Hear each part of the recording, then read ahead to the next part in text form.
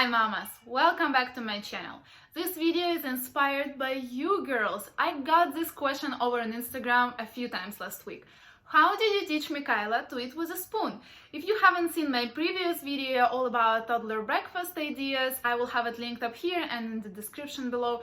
In there, besides recipes, I inserted little clips of my 13-month-old daughter feeding herself with a spoon. And honestly, I didn't expect anyone to be surprised with her skills, but since this is a pressing issue for some of you, I decided to share my experience in a separate video. And I'm not an expert by any means, and I did not invent any unique strategy or something like that, but I did a lot of research and I took a course hosted by a lactation consultant all about certain solid foods, so hopefully this video will help. By the way, if you're new here, then welcome. My name is Karyna and my mission is to help you girls be confident mamas. That's why I share my tips and knowledge from the research, courses and personal experience here on my channel. I make videos on numerous motherhood topics as well as pregnancy, natural birth and breastfeeding every single week. And if this sounds interesting to you, consider subscribing and let's get into today's video.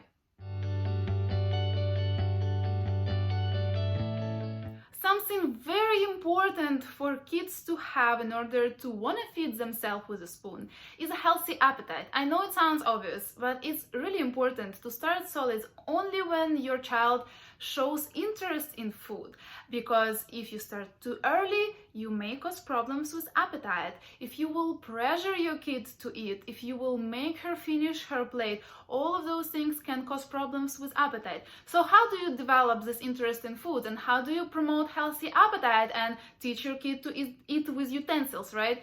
Here are two main things you need to make sure of.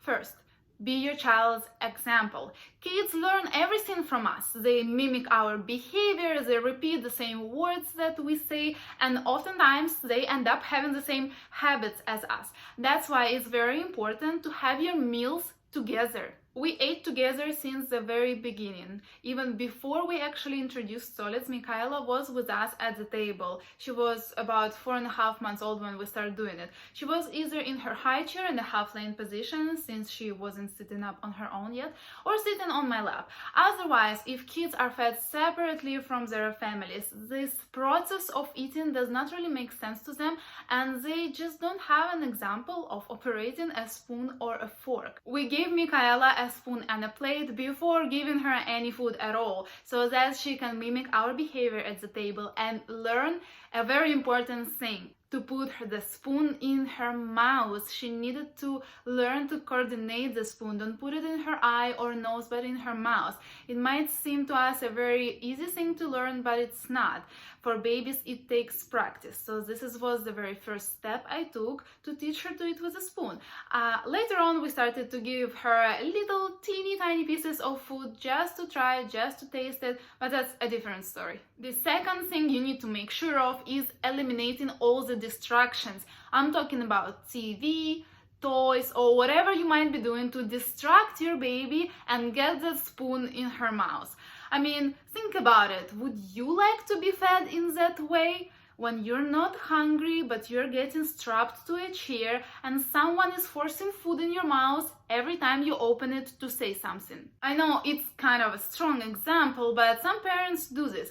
But also, even if your baby is hungry and she opens her mouth because she wants the food, but also watching TV in the same time, for example, she is not concentrated on her food. She's not concentrated on the process, the taste, the texture. She does not learn. She is not involved. So if this has been the case, how is your baby gonna feed herself all of a sudden? This is not gonna happen. So you need to eliminate all the distractions. When we started solids, she was already reaching for the spoon. I would dip the spoon in her puree and give it to her so that she can lick it, hold it, and feed herself, because that wasn't new for her. She already knew how to put the spoon in her mouth. A little later on, she was interested in eating with her hands, so I would give her some pieces of soft food that she can eat, and at the same time I would feed her puree from the spoon. Then there was time when she refused to be fed. She only wanted to eat with her hands. Everything, even cereal. So she used to make a huge mess. And at some point I insisted on feeding her myself, and I was procrastinating on giving her her spoon back. I was thinking that she's gonna throw it. That's what she used to do at that point. And it took me about a month to realize that I'm going in the wrong path. I was feeding her in separate time from our meals. Luckily, I realized that I'm making a mistake pretty quickly. So after her first birthday, I gave her her spoon and plate back, and we started to eat together again. And at first, of course, she wasn't doing good. She hasn't been practicing lately. So I just gave her her spoon, I grabbed her hand, I helped her to scoop the food up and put it in her mouth. At first she was getting upset and sometimes angry. She might probably eat only 2 or 3 spoons by herself, and then I keep feeding her. But I knew that I had to take it slow and easy, and I knew that I had to make an effort right now and go through this right now, teach her to eat with a spoon, because otherwise it will be a problem later on. So I made sure to keep her happy. If today she was not in the mood for eating herself, I just fed her and then tried again a different meal or a different day, and I just needed to keep that good atmosphere to don't kill her appetite.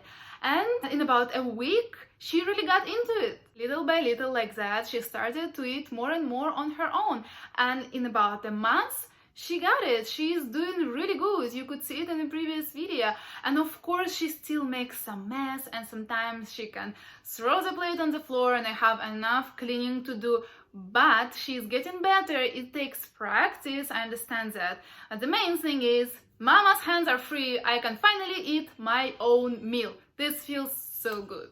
Now we always have our meals together, and it's important since kids can lose their appetite just like that if they lose their example. But now it's so much more joyful and peaceful for me. Let me know in the comments below how are your joint meals are going so far, and if this video was helpful, please give it big thumbs up. It's very important for the YouTube algorithm, and if you have any questions at all, feel free to ask me. I'm always glad to help if I can, and subscribe to my channel for a fresh video every single Thursday. And I want to wish you to have joyful and peaceful meals with your little one, and I'll see you next week. Bye.